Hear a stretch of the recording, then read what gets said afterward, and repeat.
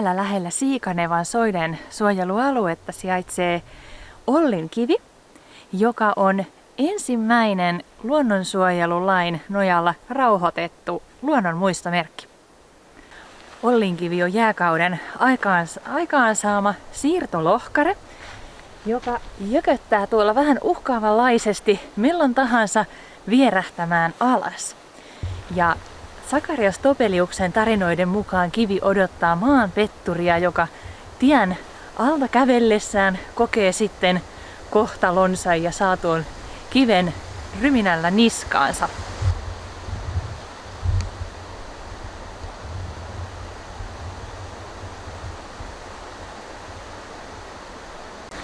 Nyt mä oon tosiaan matkalla tonne Siikanevan soidensuojelualueelle yhden yön ylittävälle retkelle. Ja aloitin tästä Ollinkiveltä. Siikanevalla on käynyt kerran aikaisemmin päiväretkellä. Tätä Ollinkiveä en oo aikaisemmin hoksannutkaan tulla kattoon. Eli tää on ihan muutaman 100 metrin päässä tuosta tien haarasta, mistä sitten käännytään tonne Siikanevan parkkipaikalle. Ja tuuli on aika kohtalaisen navakka ja valitettavasti suoraan pohjoisesta, eli pipot ja hanskat tulee kyllä varmasti tarpeeseen tälle reissulle. Aion nukkua tosiaan siis laavussa, mulla ei ole mukana mitään telttaa eikä muuta sellaista majotetta, eli taivas alla, elämäni ensimmäinen yö, sitä laatua.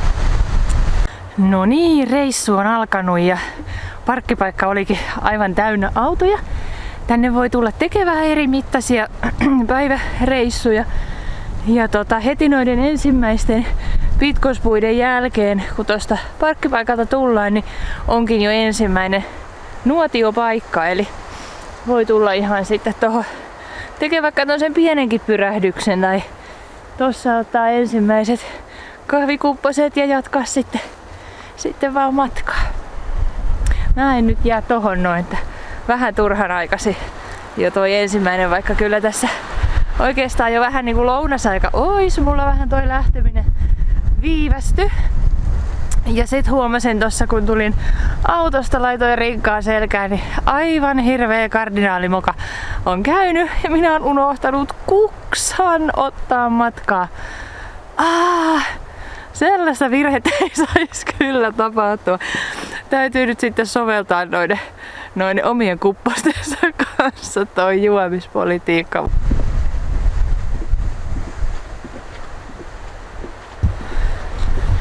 Täällä on selvästikin pitkospuiden uusiminen ollut käynnissä tai on parhaillaan käynnissä. Silloin aikaisemmin, toissa kesänä kun täällä käytiin, niin oli vielä noita vanhoja lahoja, paljon huonokuntoisia pitkospuita.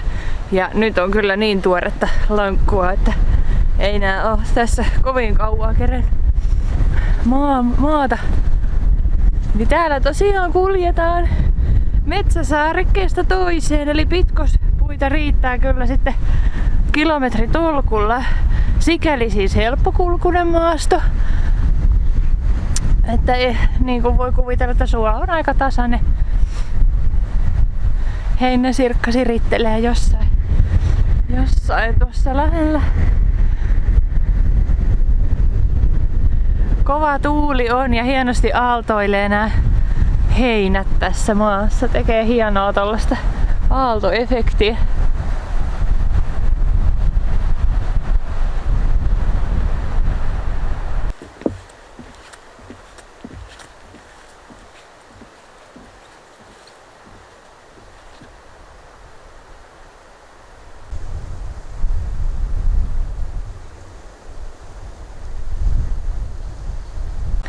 Siikanevan soidensuojelualue on yli 10 neliökilometrin kokoinen ja siten myös koko Pirkanmaan alueen laajin tämmöinen yhtenäinen soidensuojelualue.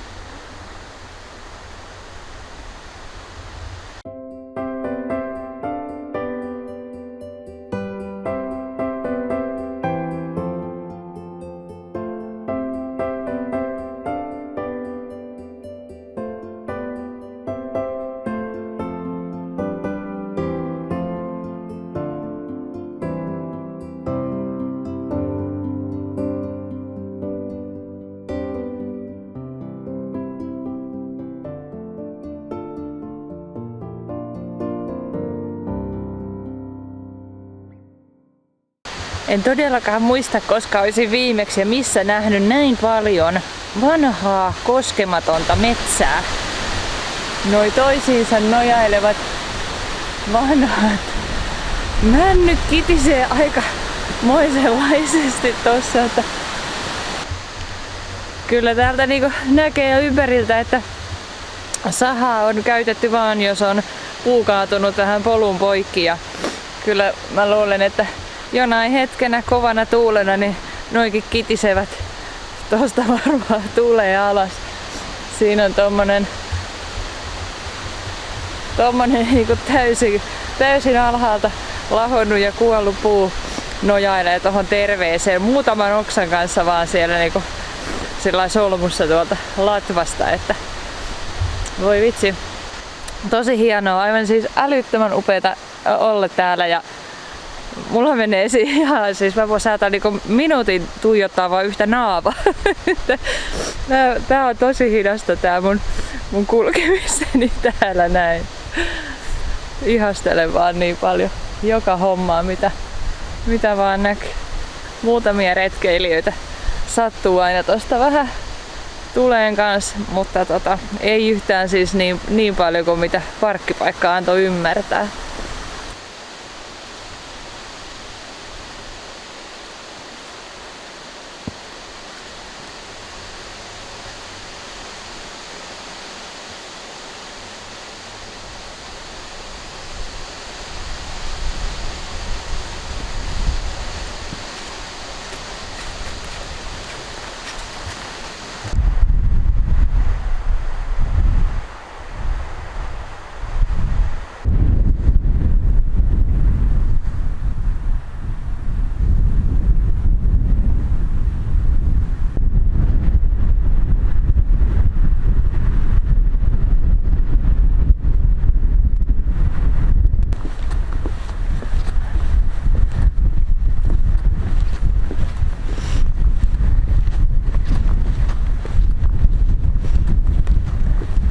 Tässä pitää aika tarkkana olla tässä.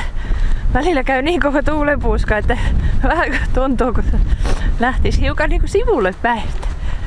Ja nyt on tämmöistä tavallista pitkosta, missä on 2 lankkua vierekkäin, mutta välillä on sellaista, että on vain yksi ja joutuu astuu jalat ihan sellainen peräkkäin, niin silloin tommonen kova tuulenpuuska on vähän kurja siinä kohtaa sitten.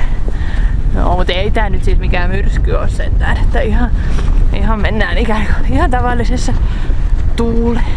tuulilukemissa.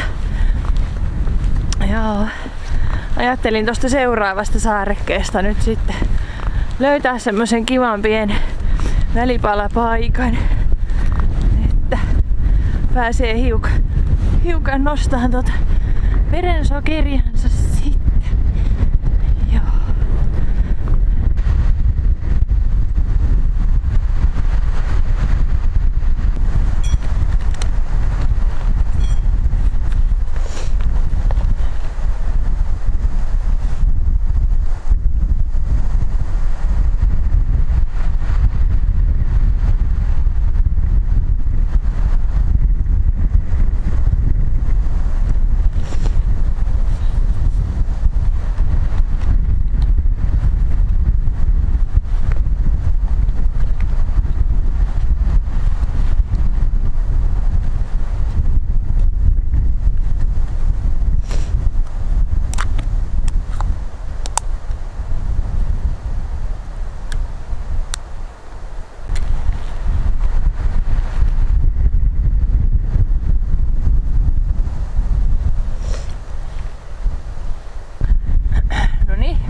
Välipalalla.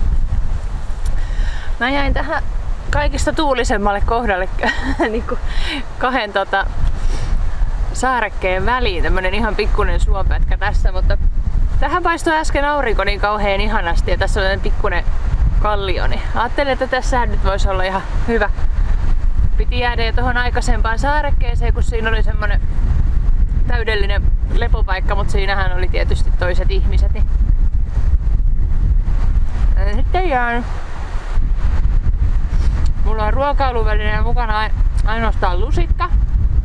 Ja sitten puukkoa voi käyttää tämmösen Mä en oo kokenut mitenkään niinku oleelliseksi ottaa haarukkaa ja veistä erikseen mukaan. Mulla on ollut joskus se semmonen sporkki, missä on ne haarukka, veitsi, lusikka yhdistelmä, mutta se on nyt kadonnut jonnekin aivan teille tietämättömille. niin, on todennut, että tommonen ihan tavallinen peruslusikka, niin sillä pystyy syödä kyllä aika lailla kaiken mitä haluaa. Joo. On tää tuuli vaan kyllä. On tää vaan kylmä.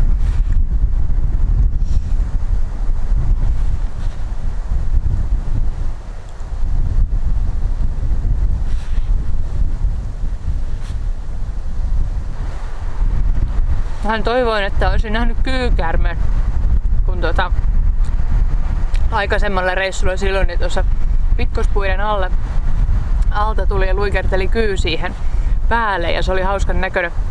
Ei ole näkynyt. Nyt on niin paljon kulkijoita koko ajan vähän tulee ja menee, että kyllä ne pysyy visusti nyt siellä piilossa kaikki. Sisiliskoonkin näki silloin viimeksi. Ja ei ole käynyt tuuria nyt. Eilen leivottua itse tehtyä sämpylää. Hei. Vähän suklaata ja pilsseliä nyt. Kyllä näillä tässä taas mennään.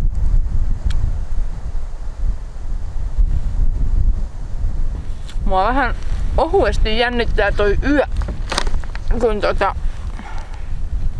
mä en nyt yhtään tiedä, että mihin suuntaan se laavu on tavallaan auki.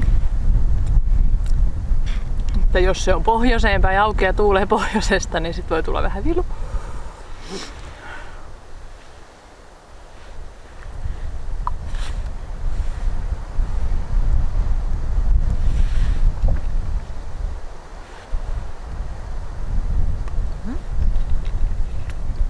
Hei!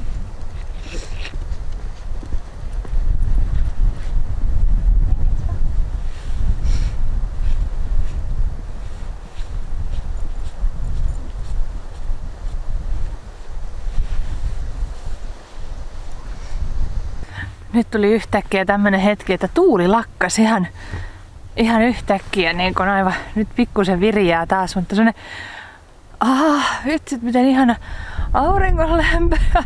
No nyt se sieltä sitten taas tulee, kun ajattelin, että jään tähän vähäksi aikaa tunnelmoimaan tätä aurinkoa. En tiedä mikä tuossa kamerassa äsken oli tuossa evästellyssä, se vähän jotain semmoista sumeutta oli tuossa linssissä tai jossain tuo sisuksissa, koska se ei oikein lähtenyt pyyhkimällä, mutta nyt näyttäisi ihan taas kirkkaalta, että jotain semmosia joskus voi tulla. Laavupaikka on ihan tässä lähellä jo. Kello on vasta 2 taikka jotain sellaista. Katsotaan. Mulla on tässä siis koko päivä. Tuolla on hyvin todennäköisesti kaikki mahdolliset tulet valmiina. Mulla ei oo tosiaan siis nyt mukana mitään sellaista, mitä vois grillata. Makkaraa siis. Että mulla on noita trangia ruokia ja tollasta, mutta kyllähän se nuotio tuli aina. On mahtava, vaikka ei siinä mitään paisteliskaan, niin todennäköisesti säästyn tulen teolta. Vaikka sitä pitäisi kyllä harjoitella.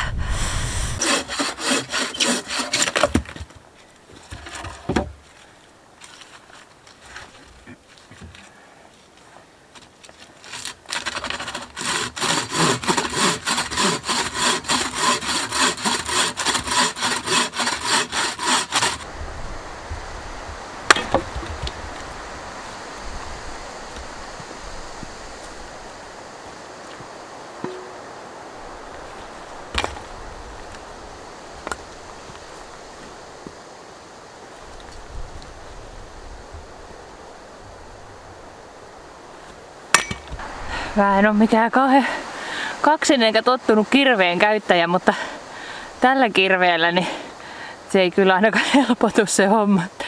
Tää on varmaan kiveen isketty muutamaan otteeseen. Tää on ihan tylsä väline ja rautavartinenkin vielä. Että no ainakin tässä on hyvä lämmitellä.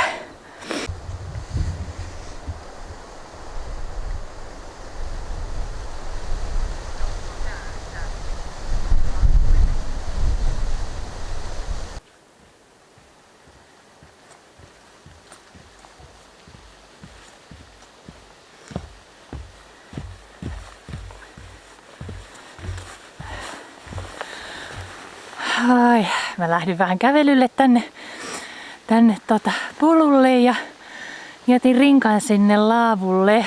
Tää on todella suosittu retkeilykohde. Kun mä tulin tuohon laavulle, niin siinä oli 6 retkeilijää ja he siitä lähti. Olin ihan pari minuuttia yksinäni ja tein vähän puita siinä. Ja sitten tulikin jo seuraavat 6 uutta retkeilijää, että ei niitä puita nyt ihan hirveästi kannata tässä niinku iltaa varten tehdä, että sieltä tulee heti uusi porukka, joka ne tietysti sitten siitä ottaa ja käyttää. Toivottavasti hakkaisivat vähän uusia tilalle. Se kirves on ihan hirvittävä. En ole tosiaan en ole koskaan ennen hakannut halkoja ihan nyt. Voi että.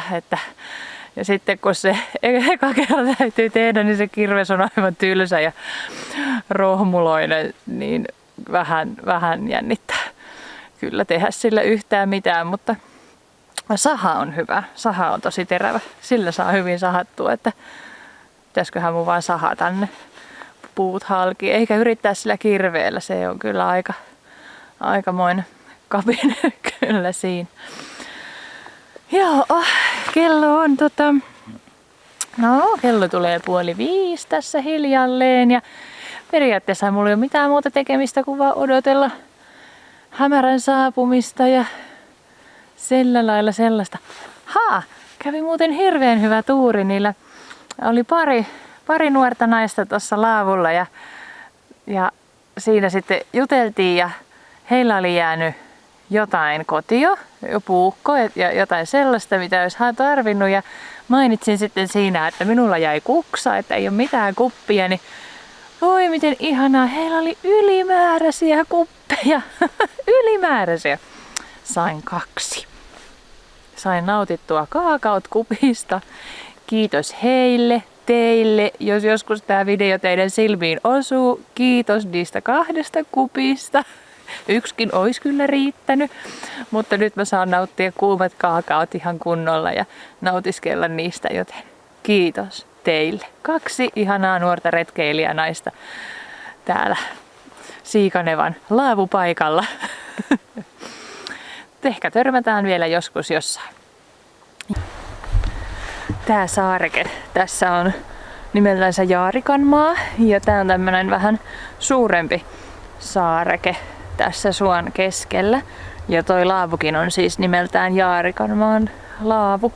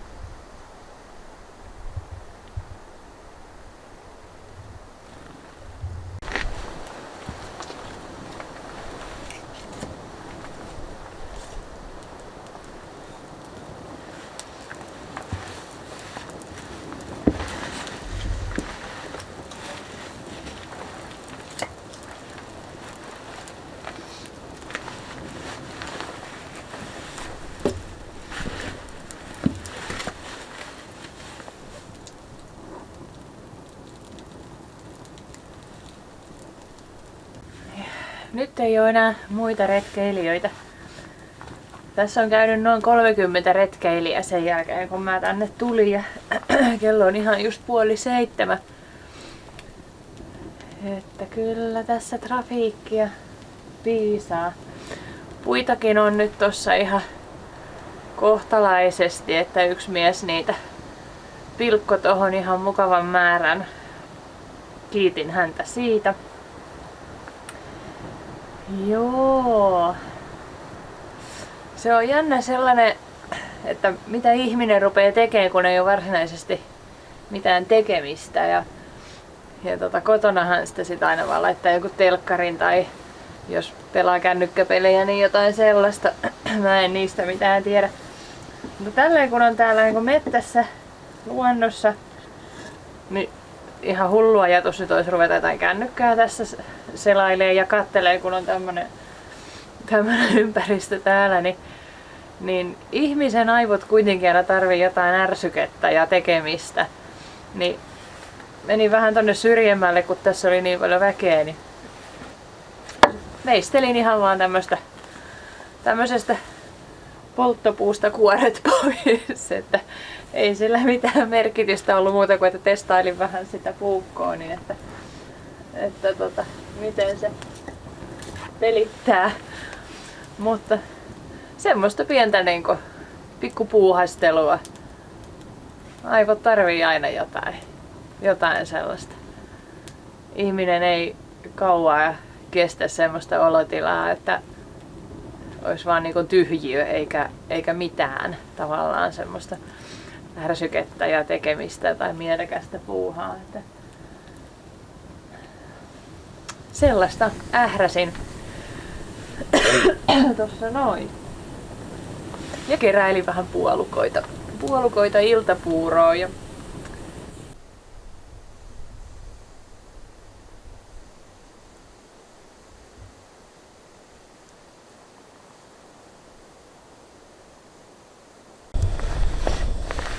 mulla on täällä kaurahiutaleita ja pellavansiemen rouhetta ja sitten äskettäin tuossa aikaisemmin vähän löytyikin hyvin tuosta rinteestä puolukoita, niin pistetään tuoretta vitamiinia sinne sekaan. Voi että toi ilta-aurinko tuli kyllä nyt niin ihanasti, voi vitsi. Sais nuo pilvet tosta häipyä, niin sais tähti taivasta ihastella. Sitä mä kovasti toivoisin nyt, kun olisi kerrankin pois tuolta katuvalojen loisteesta, niin olisi niin ihanaa nähdä joku linnun ratakin aivan kunnollisesti. No, kukaan nää putsannut, kun tämmösiä löytyy täältä.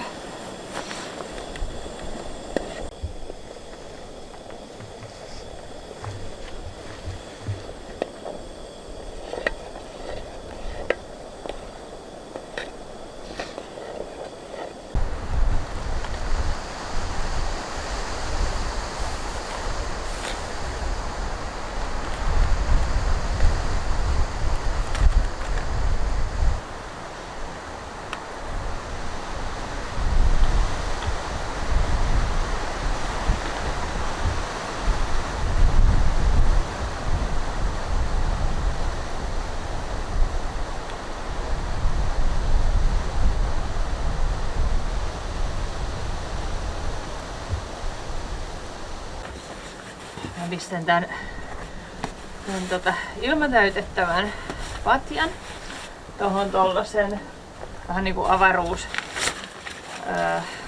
suojapeite, mikä toi nyt on nimeltään, niin päälle. Niin toi auttaa vielä eristää lämpöä ja sitten sen, että ettei tää oo suoraan kosketuksissa mihinkään, koska kaikella mikä ilmalla täyttyy, on tietysti aina vaara puhdita. Niin. Täällä on molemmissa päissä tällaiset venttiilit. Toinen pitää sulkea, muuten ei tapahdu mitään.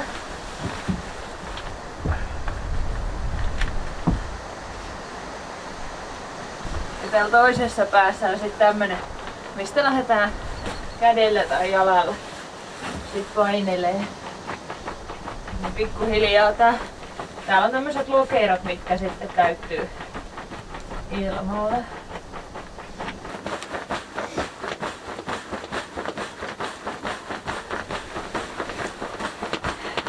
Kohta valmis.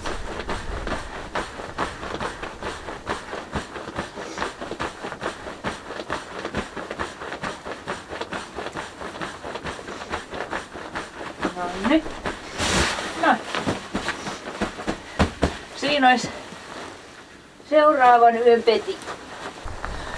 Mulla on 3 vuoden ajan makuupussi, mikä tarkoittaa siis kevät, kesä, syksy. Ja tää missä tää on tää päällipakkaus, niin tää on niin sanottu kompressiopussi. Ja se tarkoittaa sitä, että täällä saa aika pieneksi palloksi vedettyä tässä tällaista remmien avulla.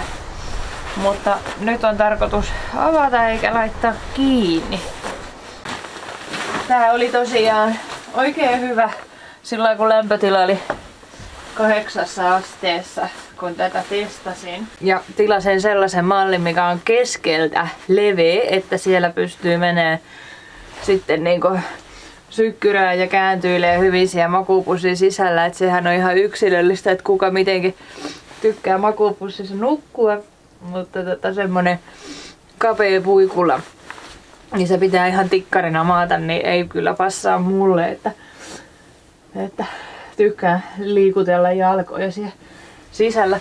Tässä on erikoisuutena taikka lisävarustuksena, tai miksikä se nyt sanois, niin täällä selkäpuolella tämmöset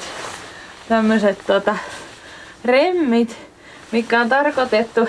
Ajatus on ollut, että tähän sais makuualustan niin tänne kiinni tavallaan, että ei sitten putoa siitä makuualustalta. Ai vitsi, tuli taas toi aurinko tuolta.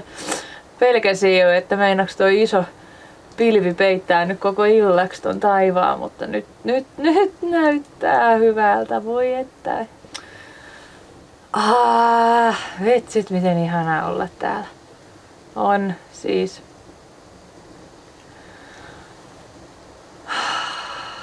Aivan ihana. Täytyy sanoa, olen kyllä tyytyväinen, että päätin tulla. Ai. Vielä kun näkis niitä kurkia. Kuulunut on, mutta näkynyt ei oo.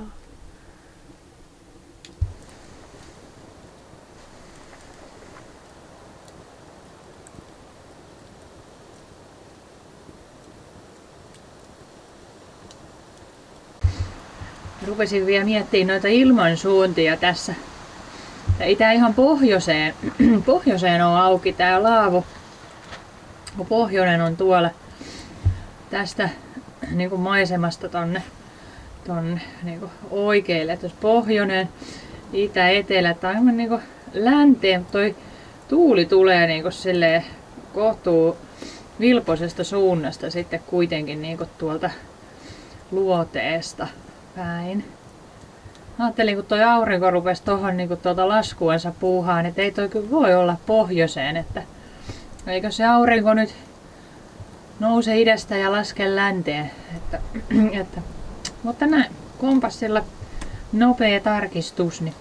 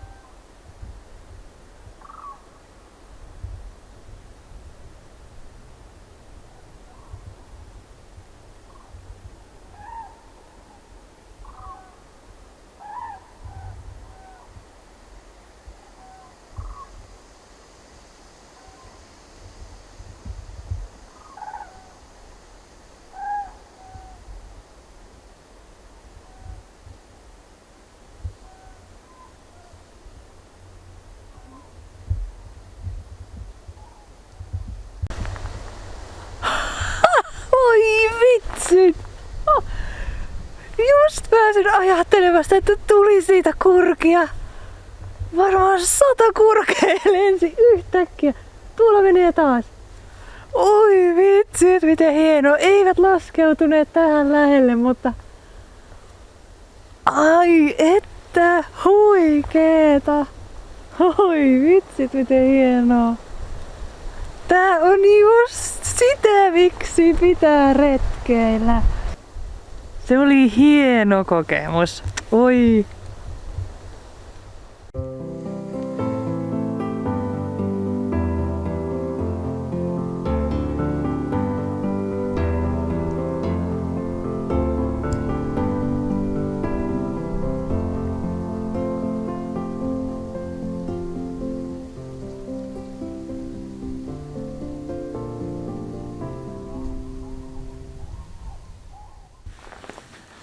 Nyt alkaa olla pimeetä vihdoin.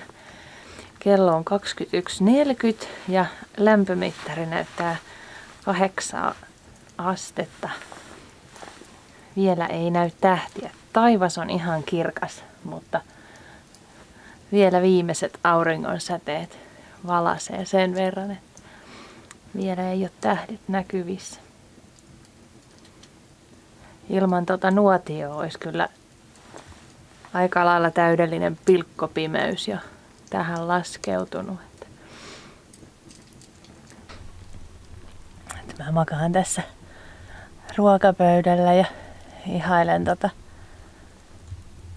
avaruuden timanttimerta. Koko ajan tulee esiin enemmän ja enemmän tähtiä, kun tässä makailee ja kattelee. Tää on hyvin tämmönen ergonominen tapa katsella taivasta.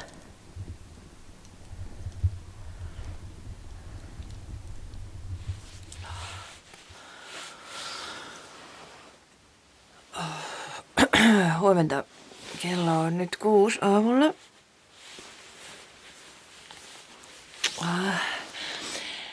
Nenää ja varpaita paljon. Että 3 on lämpöasteita. Yö oli vähän semmonen erikoinen, että mä olin varmaan aloittelijan virheen tehnyt ja pukenut liikaa vaatteita makuupussiin, kun alkoi tuleen kylmä ja niin mä päätin sitten vähän niitä vähentää ja mulla oli siis todellakin 2 housut ja 2 sukat ja merinovillapaita ja villatakki ja sitten vielä oranssitakki aluksi ja lapaset ja kaikki ja mä ajattelin, että se on kyllä nyt johtuu varmaan siitä, että makuupussi ei niin pääse tekemään sitä työtään tavallaan, että ilma ja kosteus ei kierrä oikealla tavalla. Ja mä vähensin kaikki, mä jätin vaan sen merinokerraston ja villasukat. Ja sitten tämmöisen kypärämyssyn päähän. Ja mulla tuli heti parempi olo siitä. Vähän nyt missasin auringon nousun, kun oli niin syvällä tuo makuupussissa, niin en havahtunut ollenkaan siihen, että valo alkaa lisääntyä. Se nyt vähän harmittaa. Että tämmönen aamuhämärä taikka tämmönen, miksikä tätä nyt sanoo, tämmönen ihan tavallinen jo aamuvalo tässä. Tässä näin on. Taidan kyllä nyt nousta. Kello on nyt tosiaan vähän, mutta en mä nyt enää vitti täällä pötkötelläkään. Nyt ei niinku varsinaisesti kylmä, ei niinku ollut missään kohtaa niinku semmoista, että olisi ihan tärissyt ja ollut niinku ihan tosi kylmissään. Että siinä mielessä niinku oli kyllä ihan tosi hyvä.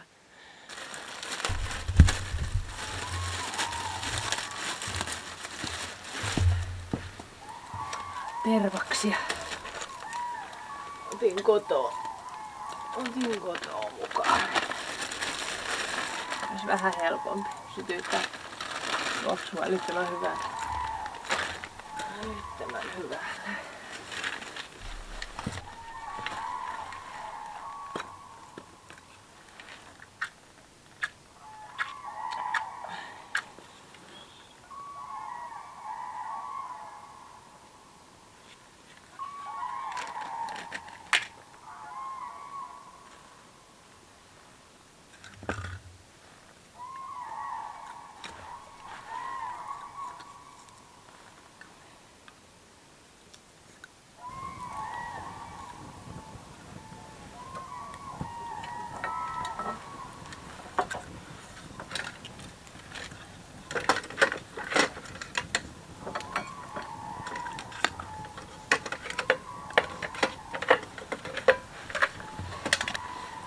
Sillä ei oikeastaan niinkään väliä, että kuinka paljon tuo hyörii ja pyörii ja kääntelee.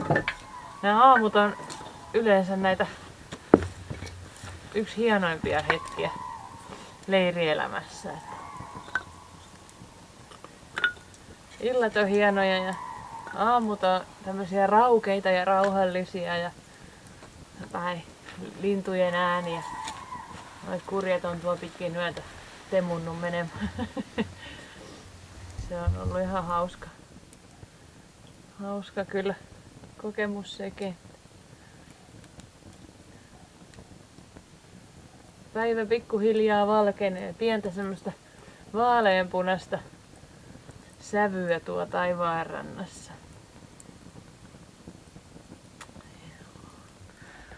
Tää reissu antoi mulle kaiken, mitä mä olin uskaltanut pyytää, ja kello on nyt 8 aamulla. Mä jatkan tästä tämän Siikaneeva-kierroksen loppuun. Tästä on noin 6 kilsaa tonne parkkipaikalle ja sitten siitä kotiin. Kiitos sulle tosi paljon, kun olit matkassa mukana, ja nähdään taas.